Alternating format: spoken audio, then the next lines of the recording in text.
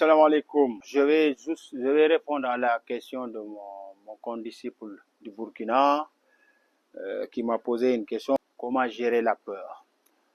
Donc la peur, comme on le connaît nous tous, hein, c'est quelque chose qui est normal. C'est une émotion de survie. On a peur parce qu'il y a quelque chose d'anormal qui est là devant nous. Et soit c'est quelque chose qu'on voit, soit quelque chose qu'on ressent, soit voilà, des imaginations, tout ça. Donc la peur, c'est normal. Voilà. C'est pourquoi on parle de gestion de la peur. C'est quelque chose qui est en nous. Voilà. On cherche à le gérer, comment le gérer, voilà, mais on ne peut pas l'enlever en nous totalement. Voilà. Il sera toujours là. Elle sera toujours là. Parce que la peur peut nous aider à survivre dans certaines situations. Surtout en tant que pratiquant d'arts martiaux, on a peur des fois d'être vaincu, on a peur des fois d'affronter le danger, on a peur des fois d'être blessé, voilà, tout ça. Surtout quand on a peur d'affronter, surtout d'affronter. Voilà. Et il faut comprendre que la peur, au fait, quand on a peur d'affronter quelque chose, de faire face à une situation, parce qu'on n'a pas la confiance en soi. On n'a pas la confiance en soi. C'est donc c'est très normal. Voilà, c'est que parce qu'on n'est pas sûr de nos capacités. On doute de nos capacités. Il y a plusieurs façons de gérer la peur. Des fois, on nous enseigne des techniques telles que la respiration, la détente. Il faut savoir respirer calmement, relâcher le corps.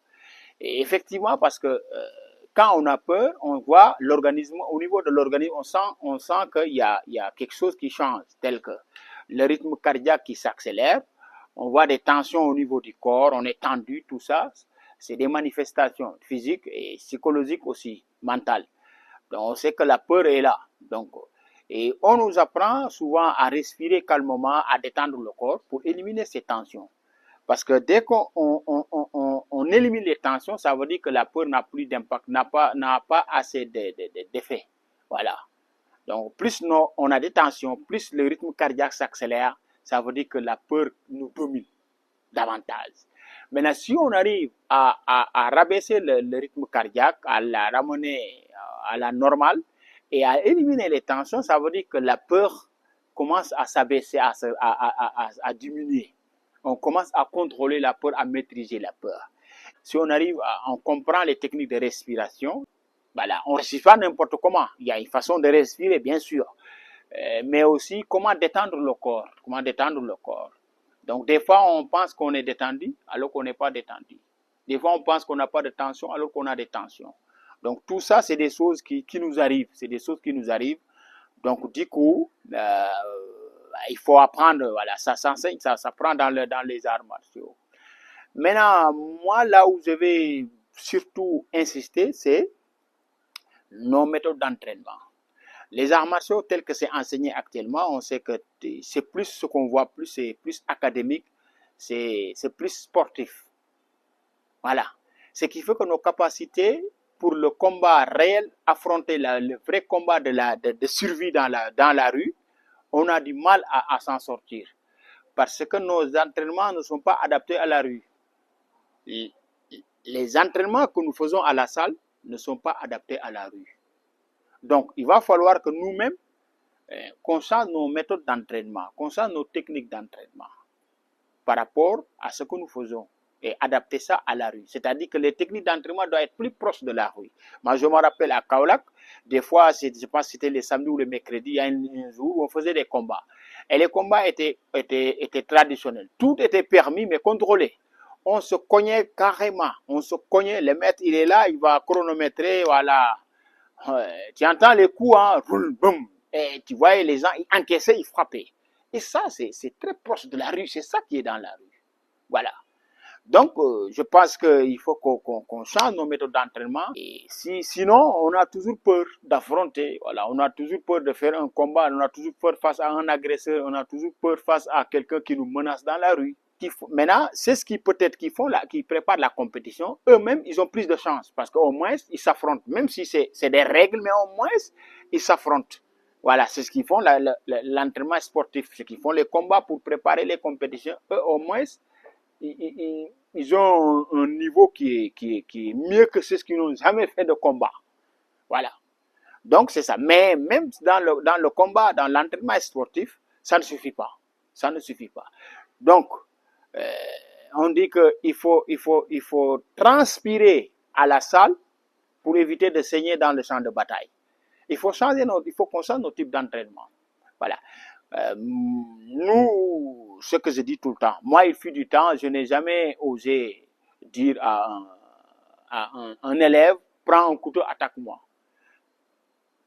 Voilà. Il fut du temps, je n'osais pas. Mais maintenant, j'ose le faire parce que je me suis préparé pour ça depuis des années. Je me suis entraîné pour ça. Donc, je le fais tout le temps, surtout dans nos séances de système. On dit les élèves, attaquez-nous. Hein. Voilà. N'hésitez pas à attaquer moi, même si vous vous blessez, c'est pas grave.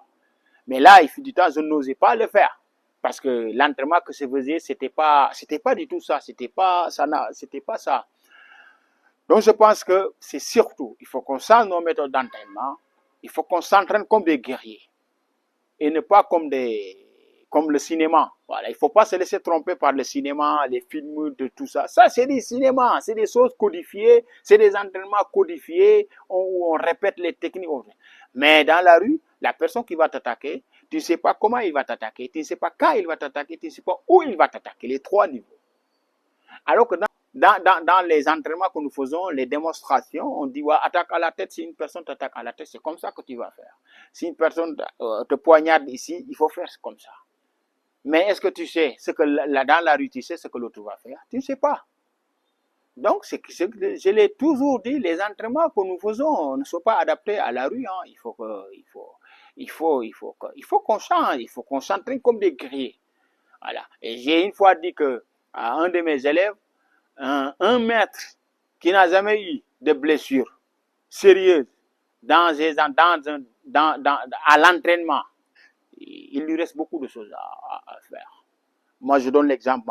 Tout ça, c'est des blessures de couteau. Hein. Moi, ça, c'est couteau. Ça, c'est couteau. Et il y a ici et partout, voilà. Parce que dans ma carrière, depuis à un certain moment, moi, j'aime pas m'entraîner. Si c'est le couteau, je préfère utiliser des vrais couteaux que des couteaux en bois ou en plastique.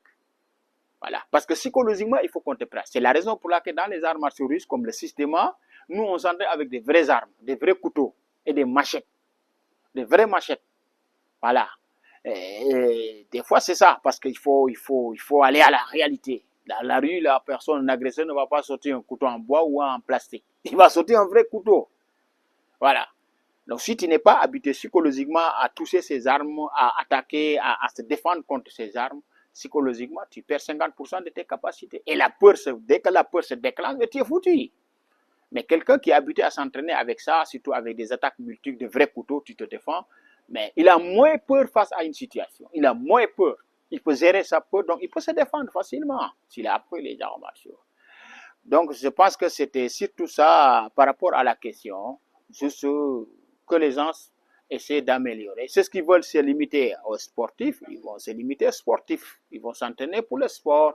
C'est ce qu'ils veulent se limiter à faire, à s'entraîner uniquement pour des simples techniques de démonstration, ils vont se limiter là-bas. Maintenant, c'est ce qu'ils veulent. Parce que les arts martiaux, le premier but des arts martiaux, c'est de survivre. Il faut qu'on le comprenne. Moi, je trouve ça anormal, un pratiquant d'art martial qui est face à un agresseur, il fuit.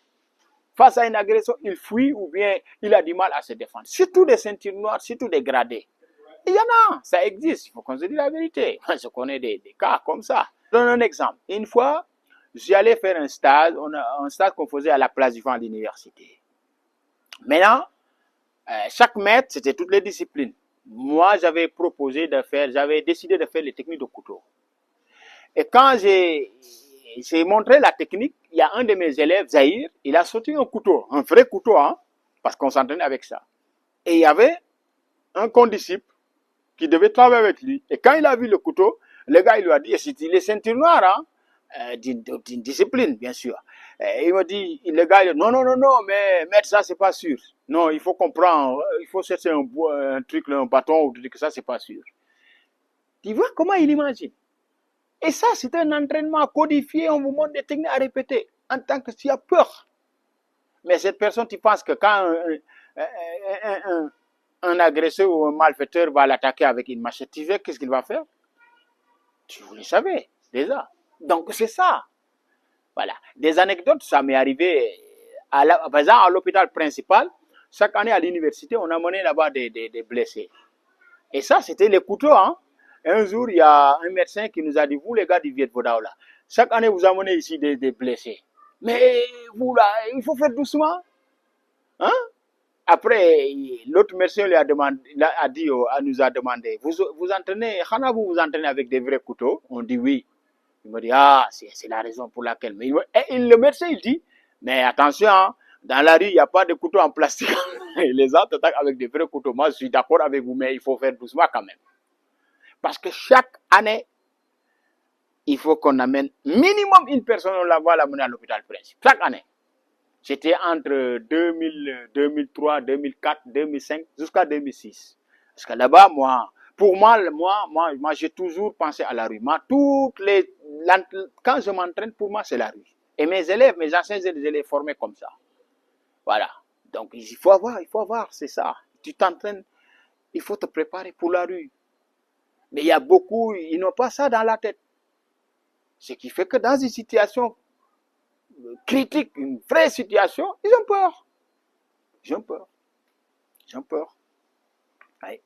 C'est ça. Il faut qu'on change nos techniques d'entraînement. Il faut qu'on les... Voilà. De temps en temps, le maître, il doit se dire que bon, le dimanche ou le samedi, il y aura un entraînement traditionnel. On va s'entraîner très dur. Même si c'est avec main nue, on va se cogner.